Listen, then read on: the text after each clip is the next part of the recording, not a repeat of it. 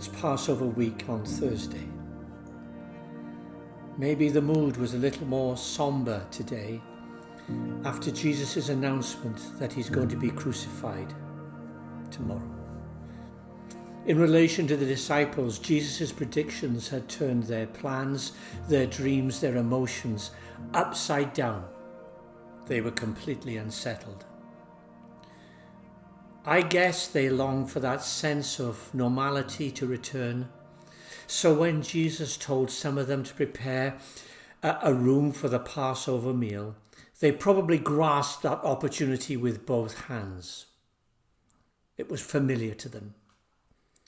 Jesus seemed to have all this already arranged, and a large upper room had been made ready for him by an unidentified host. That upper room that evening felt a safe haven from the hassle and the aggression of the religious leaders, and the familiarity of the cherished Passover meal for the disciples would have encouraged a sense of well-being, a sense of being home, a sense of the familiar, a bit like our Christmas lunch when everyone gathers around our familiar turkey. That's how it would have felt for them. This relaxing atmosphere, this familiar atmosphere, gradually revived that sense of camaraderie, and it wasn't long before the disciples started bickering and arguing amongst themselves as to who was the greatest. Jesus cut right across that bravado, not by admonishment, but by example. And one by one, he started to wash the disciples' feet, much to the initial reluctance of Peter. But it was an unforgettable, humbling, powerful moment when the measure of greatness according to Jesus was given a whole new set of criteria and dimension to measure.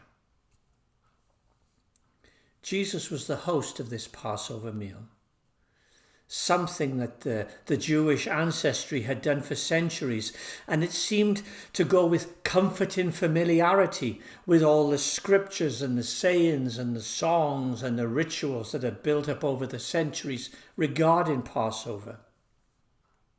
But then Jesus broke with tradition.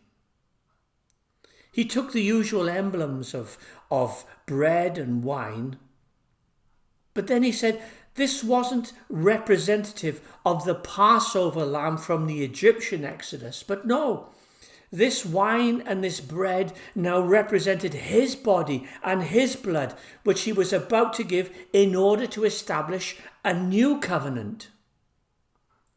In this intimate, familiar, but now becoming unfamiliar scene, Jesus himself was becoming the Passover lamb. He was going to be sacrificed to take away their sins.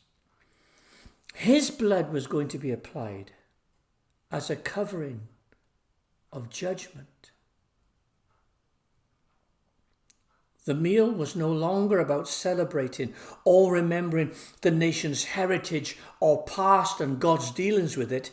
This meal was very much about now, the present, and what God was going to do and what Jesus was going to do.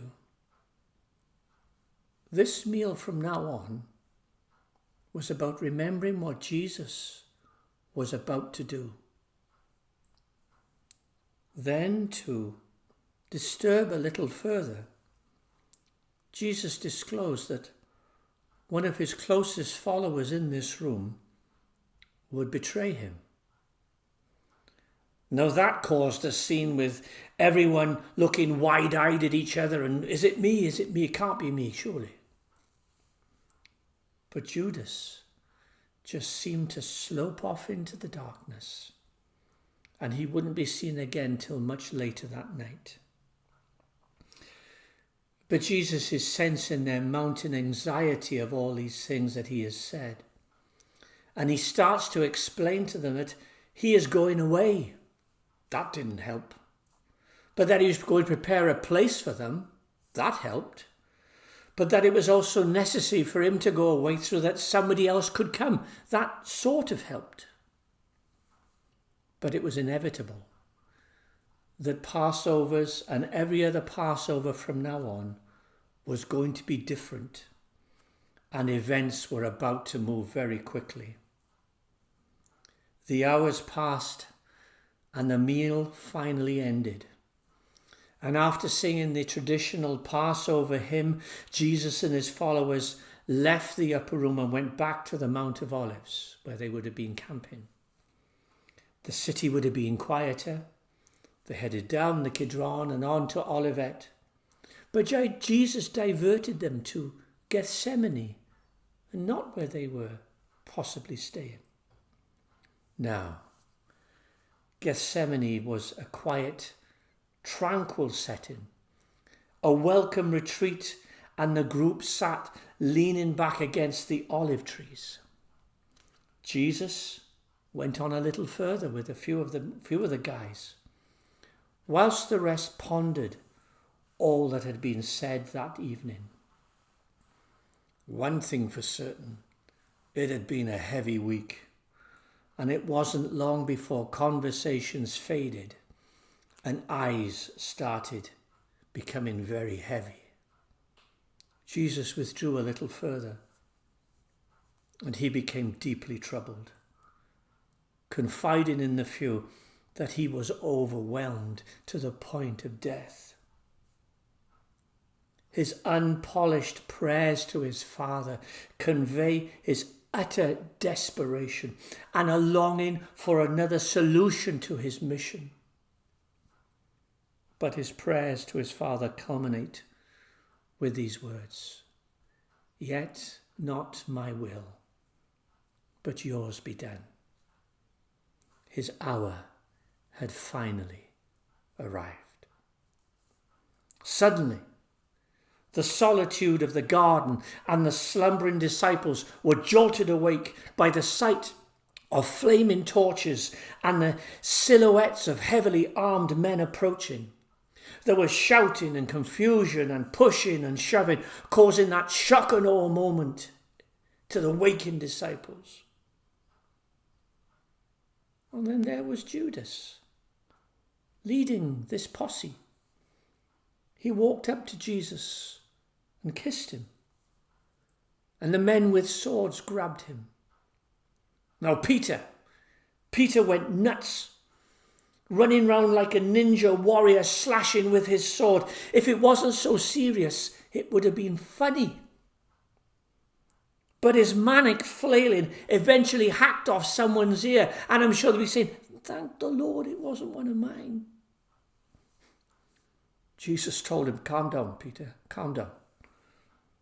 But the cold shudder of fear started to numb the very souls of the disciples. Do they run? Do they fight? What do they do? But before they knew it, they were running. They didn't decide to run. They just found themselves running and running and running. The shepherd had been struck, so the sheep, they scattered. Jesus was bound and led away. It was the hour when darkness reigns. And in fulfillment to his stories, his parable of 2 days earlier, the tenants are now going to kill the vineyard owner's son. Lest I forget Gethsemane, lest I forget thine agony, lest I forget thy love for me, lead me to Calvary.